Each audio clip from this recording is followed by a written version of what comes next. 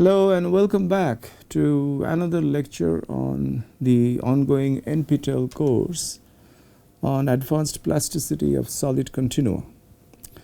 So if you recall, we actually considered strain gradient plasticity in some detail through the primal formulation in the last lecture, and we got a flow rule in the process which was no longer algebraic in terms of the stress and the strain rate, but it was basically a partial differential equation with the stress acting as the forcing, external forcing towards finding the epsilon p dot. Okay, so today we will see if we use a dual formulation. That means if you use phi star, the dual to the dissipation potential instead of the primal formulation, then what happens? Okay, and of course they should be equivalent, but the form of the equation will change. You will see that, and we'll also consider the FEM implementation. I mean, at least the starting of that. So we will let us get going. Now let us talk about the dual formulation. Now the dual formulation essentially means that it is in terms of phi star, that is the dual to the dissipation potential, which we call phi. But phi star, unlike phi is a function of the strain rate, but phi star, the dual to it, is a function of stress. So the dual formulation is essentially stress based. Again, we can start from the rate functional, right, that we have actually been working on. The rate functional, we can consider only the mechanical part, since the duality structure essentially lives in the mechanical part, right. The thermal part is typically treated through an extra differential equation that we basically considered. You can actually have a finite element formulation in which the total potential includes both the thermal part as well as this mechanical part through this the rate functional, but we will consider those things later on. So there is an extra term which is P(ext) or Rext, whatever you call it, the external power, which basically is nothing but the stress power, but we don't have to bother about it in deriving the microforce balance or the flow rule, because we take the variation with respect to alpha dot, or in this particular case we will take the variation with respect to the corresponding thermodynamic conjugate force, which is capital X, right, stress based. So Pxt is not a function of either alpha dot or x. So therefore, the variation with respect to these quantities will remove Pxt from the variational formulation. Okay, so this is not needed. And recall from the last lecture that the driving force, that is the x, which is thermodynamically conjugate to alpha dot, was given by A minus divergence of B, where A was something like the partial derivative of psi with respect to alpha dot, and B was with respect to grad of alpha, I think something. So you can actually check the expressions for A and B from the last lecture. Okay, so also recall from the last lecture, because this is a continuation, so you need to actually have a clear memory of the last lecture to understand this, right. So if you have forgotten, then please go back and revise. So now recall that this thermodynamic force conjugate to alpha dot can be split into two parts. One is correspondent to the plastic strain rate, which is x epsilon p, and the other is correspondent to the hardening internal variable, which is kappa x kappa. Okay, they are the two parts. Also recall that in the derivation of this the microforce balance through the primal formulation in the last lecture, we have used actually a form of the dissipation potential in a very simple manner, okay, this way, quadratic viscoplastic case, right. This is not the Perzina type. It's a good exercise for you to actually do the primal formulation through the Perzina type phi also, but that will be taken up either as we go through the exercise problems, practice questions, or when we discuss how to solve these problems, these practical classes if we take, when we take. Okay. So we will see how to generalize this expression for phi alpha dot for the Perzina model. Okay, so let us go forward. So the dual formulation, as I have already told you, requires eliminating alpha dot in favor of the force x, because it is stress based, right? So naturally we have to use convex duality, right? So recall the Legendre-Fenchel transform, the basic formula, that is to get phi star from phi. So phi star x is supremum over alpha dot, x inner product with alpha dot minus phi of alpha dot. You have to extremize this part with respect to alpha dot, right? And therefore alpha dot dependence goes off and phi star becomes a function of x alone. Let us evaluate this explicitly. It is a pretty simple exercise. So you need to minimize this part, extremize. So substituting, so basically the specific form of phi alpha dot that we have been working with, the viscoplastic quadratic form, we basically have this argument of the supremum, this, all right. Now let us take the derivative of this with respect to alpha dot, okay, because everything in the argument of this derivative with respect to alpha dot is smooth enough. So we get x minus d alpha dot, script d alpha dot, all right. This is a pretty simple form. So therefore basically this derivative has to be set to 0, right, because we are extremizing, we are finding the extremum. If we set it to 0, we basically have x equal to d alpha dot, or because d should be invertible, that is the d, remember it contains the coefficients of the viscous damping, which viscously damps alpha dot and hence relaxes, responsible for the relaxation process associated with the evolution of alpha. All right, so assuming that it is invertible, it has to be. So we have alpha dot is d inverse x. Now since we have alpha dot in terms of x now, we can substitute it back in the expression for phi star, removing the supremum part there, right. The expression for phi star had a supremum part, but we have already done this exercise of finding the supremum, right. And then therefore it is just this, the phi star x now is just this. So the first term is x alpha dot, but alpha dot now is written in terms of d inverse x. The second term is alpha dot inner product with d alpha dot, but instead of alpha dot, because we have extremized alpha dot, so we are writing d inverse x. So the whole thing is in terms of capital X, and it turns out that if you simplify this, it is simply this. So the form is very similar to the phi of alpha dot itself, except that phi of alpha dot had d directly, but here we have d inverse. That is the only difference, okay. So this is a pretty interesting aspect of Legendre transform. If you have a polynomial structure for the dissipation potential, its dual will also have an exactly similar polynomial structure, okay. That is a pretty interesting thing to remember. All right, so with this we have the dual formulation. We can start with it basically with phi star x given by this, right.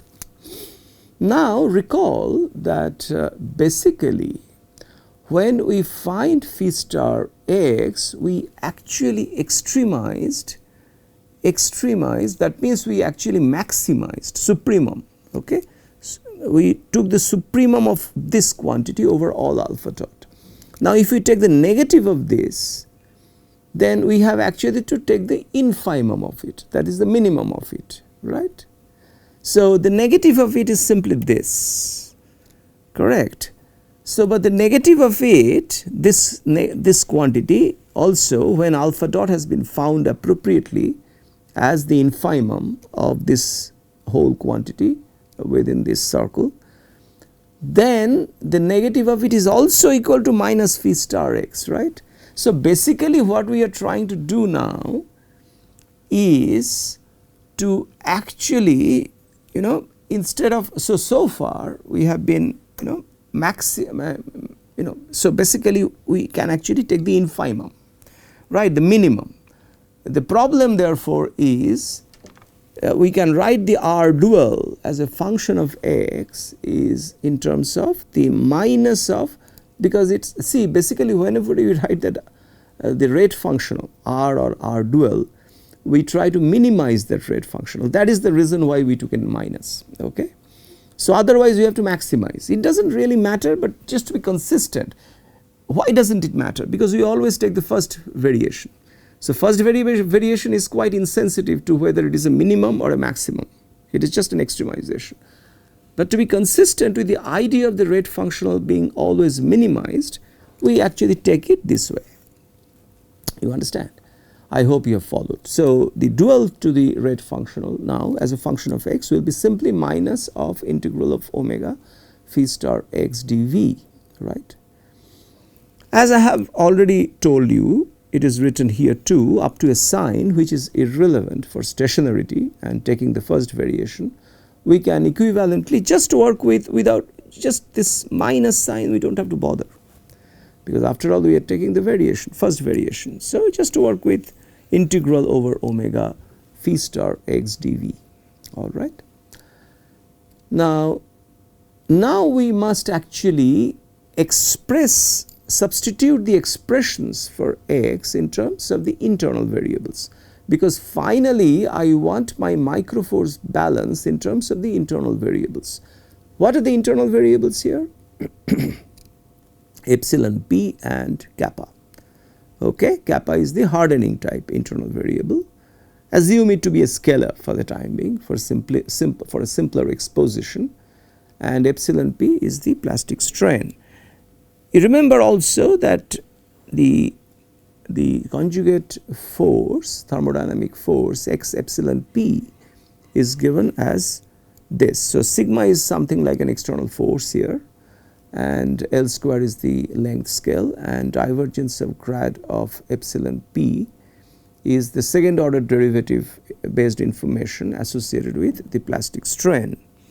And also recall from the last lecture that the expression for x kappa is given this way. Recall that W was the cold work done by the hardening variable kappa, okay, which appeared in the expression for the free energy, right. So we have these two expressions for the thermodynamic conjugate to the alpha dot, all right.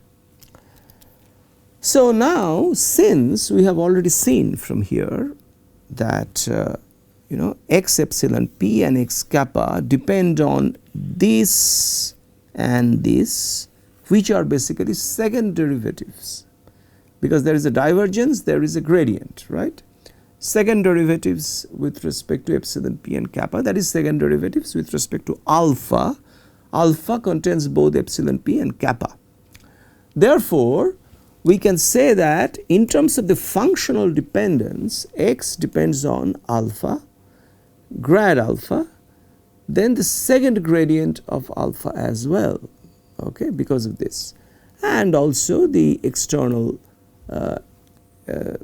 epsilon, the strain, which is coming basically from the, essentially it has nothing to do with the microstructure, it is part of this macrostructural stuff, okay. So it is looked upon as an external power, external forcing related object. So therefore the dual formulation is to find the minimum of this R dual, which is given here, integral over omega half of x treat it as a function of these quantities in a product with d inverse x dV, all right, integral over the material body. Given now that the free energy depends in strain gradient plasticity both on alpha and grad alpha, we can write psi dot, the time derivative of it, which appears in the dissipation, as del psi by del alpha alpha dot, del psi by del grad alpha in a product with grad alpha dot, and other terms. The other terms, you know, that will anyway come because psi depends on other variables as well. All right, so now let us take a look at these two quantities. What the idea is basically now to extract information, because psi dot also contains information on the thermodynamic force x.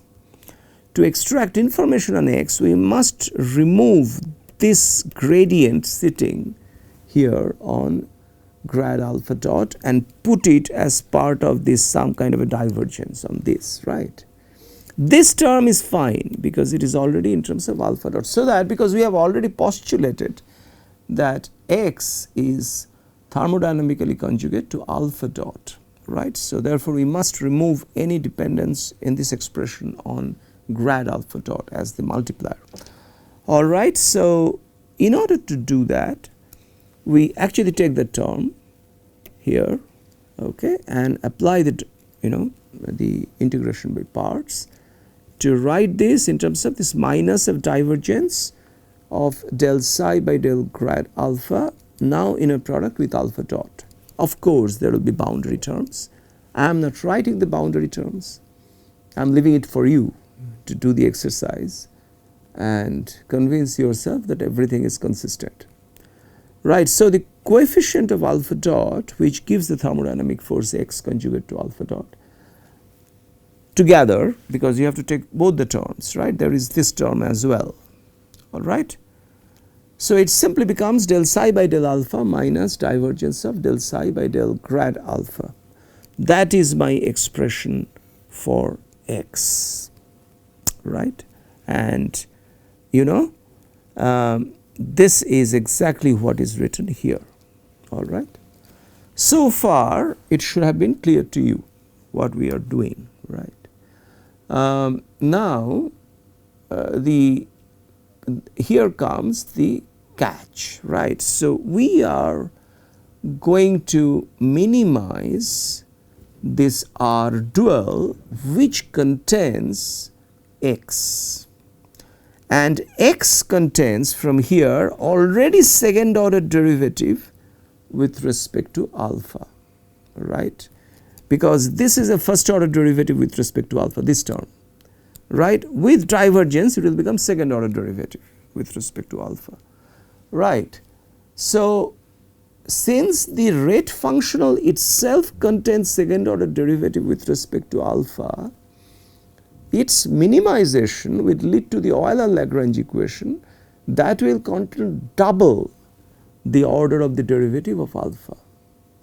So if you look from the dual perspective, then the minimization of the dual rate functional requires you to get an Euler-Lagrange equation. You actually get hold of an Euler-Lagrange equation which should have in principle fourth order derivative in space in alpha, which is quite different from the kind of microforce balance we got last time, right, from the primal formulation. This is a major characterizing feature of the dual formulation vis-a-vis the primal formulation. We have never actually done a dual formulation so far. I have kept it only for the strain gradient problem because we do not have a lot of time to consider the dual formulation across all the classes of models that we have considered so far. So therefore, let us actually understand it now. Okay, recall that the same basic principle is applicable even when there is no strain gradient effect. What you can do is just remove that strain gradient effect, that means put those L square and L kappa square terms to 0, right. And then still the whole logic applies to all the different models that we have considered so far, the standard viscoplasticity models, right. For the time being now, let us actually derive this Euler-Lagrange equation, which will be now a 4th order PDE, partial differential equation, in terms of alpha.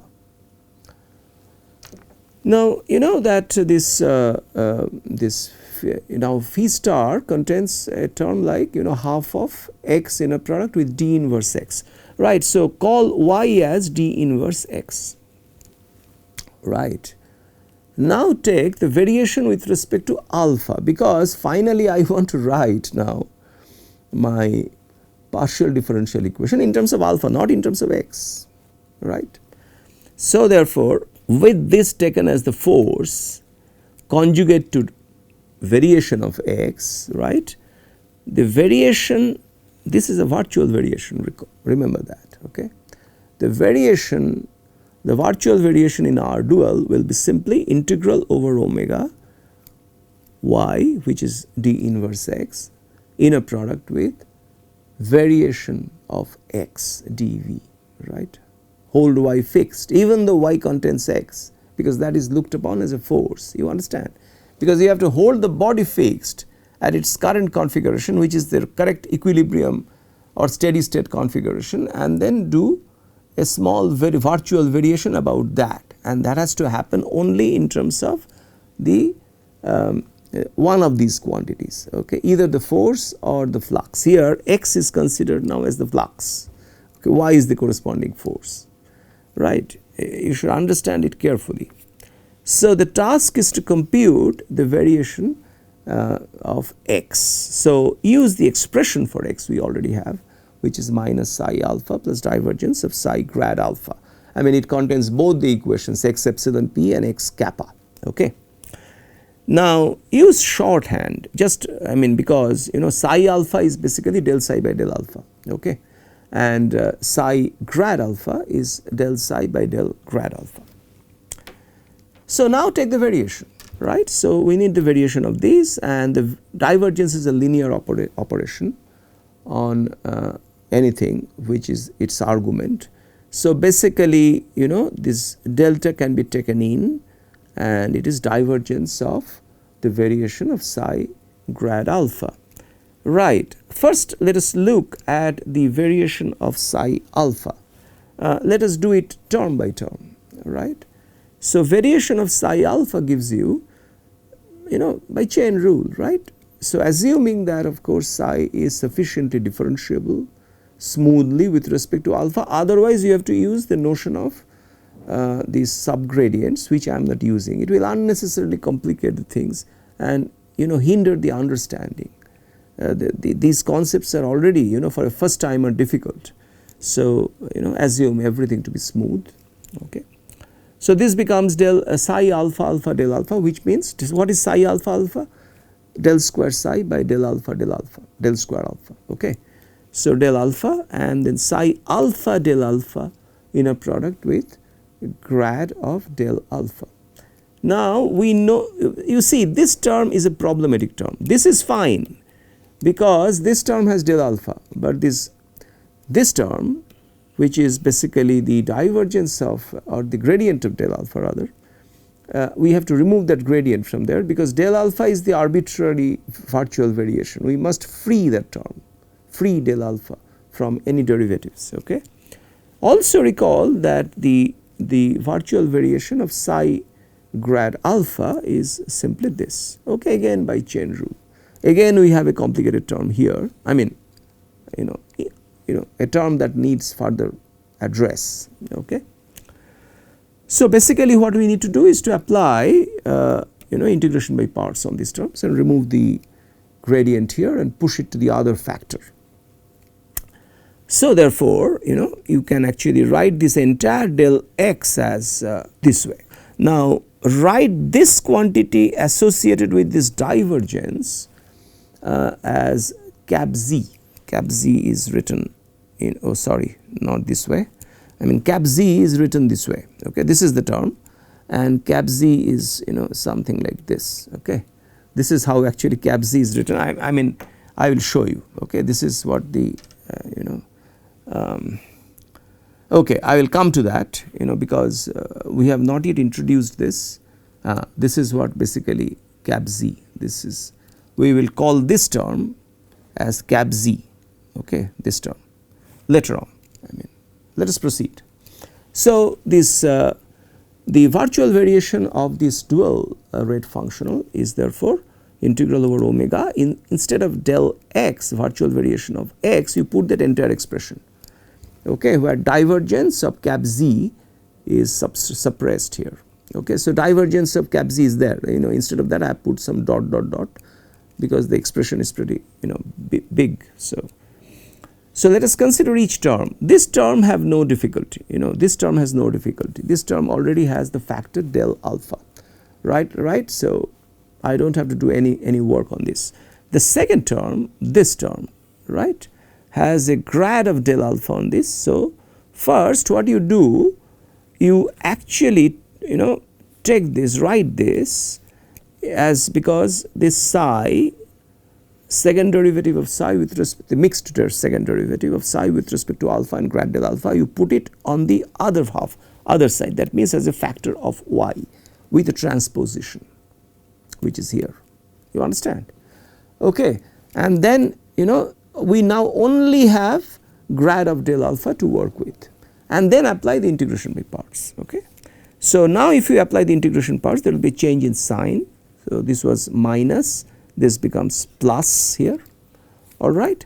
Divergence of psi transpose alpha grad alpha y, okay, and then this del alpha comes out, okay. So, and of course boundary terms will be there. I will leave it for you to do the exercise. If you do not yourself do the exercise fully, you won't fully follow the thing. Now we have to do further, because we have already spent quite a bit of time in trying to understand this R dual and the thing. We will continue, maybe one more slide I can continue and then stop this talk. Okay. So basically the third term, that means this term, right, you can write as integral y divergence of cap z. Right, cap z we have already introduced. Cap z is this. Now in this, of course the boundary terms I am not explicitly writing. So based on the expression for cap z, let us split this and first consider the part with only del alpha, right. There is also another part. Okay, that is a simple thing, because all that we have to do is to put this factor of del alpha to this side with a transpose here. Okay, that is it, no further work. For the other term, we have grad of del alpha, so we need integration by parts, but before that we must free this grad of del alpha from this factor that it has. This factor is here, and that has to be taken this side, and this gives you this. We will do the integration by parts because it is already almost about 30 minutes. So we are keeping the lectures typically around 30 minutes. So I will continue deriving this in the next class. So far please recall what we have done is something quite new. Let us take a look. Okay, so what we have done in this particular lecture is to introduce you for the first time to a purely dual formulation, where basically we needed to maximize the phi star, okay, in integral of phi star over omega. Now instead of that we can minimize minus of integral of phi star over omega, and this gives you a dual rate functional which we tried to minimize. So this was the major takeaway from this particular lecture, because this dual formulation via the dual rate functional I have never talked of so far. So another good exercise for you is to actually apply the same principle to even the rate independent case and rate dependent viscoplasticity problem without the heat transfer effect. Forget about the heat transfer, but you can try this on your own. Okay, so remove these strain gradient factors terms and try this dual formulation there too. Okay, I will put these questions in the exercise, list of exercises. Thank you very much for your attention, and we will meet you soon in another lecture. Thank you.